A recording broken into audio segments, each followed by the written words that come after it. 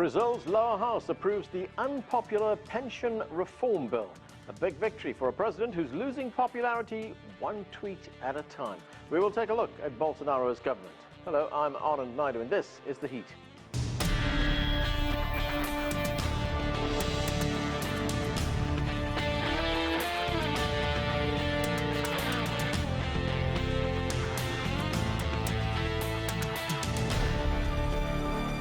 After 6 months in office, Brazilian President Jair Bolsonaro undertook one big challenge: reforming the pension system.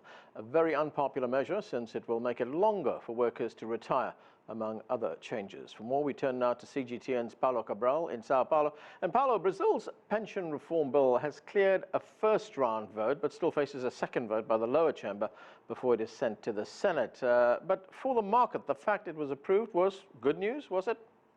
Oh, yes, it was. It certainly was. Now, it was approved actually by a significant margin, some would say surprisingly large margin in the first round of vote. And we did see a reaction in the stock markets. They reacted positively in the days following this approval. Also, a good reaction in the currency markets. We saw an appreciation of the Brazilian real, which shows an increase in the confidence in the long term. However, it's still a mild optimism, still a cautious optimism. The reform was not actually as deep as the government wanted, even though it's said to be enough to guarantee some at least medium-term sustainability. And also it still has to go through a second round of vote in the chamber and still go to the Senate. And actually, in the end of last week already, stock markets dropped a bit, and analysts said that had to do with the perception that this could be delayed. So yes, the pension system reform did advance significantly, but still quite a few challenges ahead before it can be actually implemented.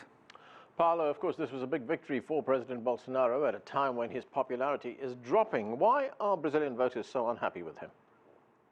Well, that's right, a big victory for the government of Bolsonaro, but even not so much a victory for Bolsonaro himself. There is an interesting aspect there that this reform was very much sponsored by the president of the Chamber of Deputies, Rodrigo Maia, who's actually been considered more the responsible for this approval by many analysts. So right now, Bolsonaro is taking the beat for an unpopular reform, but the actual impacts on the economy of this reform have not yet been felt. Yes, some confidence is growing, but still we have very low employment levels, very high unemployment, and the unpopularity of the president is hit by this, the economic problems, and also many controversies that have aroused in his government. What we hear from analysts that he has been very much playing still for his hardcore supporter base, kind of a campaign mode still, and getting into many controversies that could be seen as unproductive. For example, when he when he tweeted a pornographic video during Brazil's carnival, and also getting into controversies regarding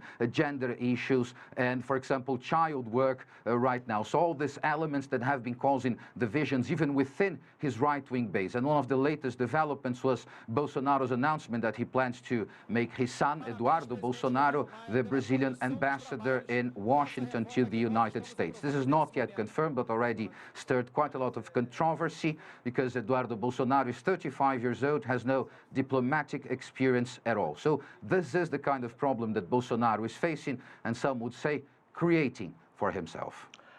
Thanks, Paulo. That's CGTN's Paulo Cabral reporting from Sao Paulo, Brazil.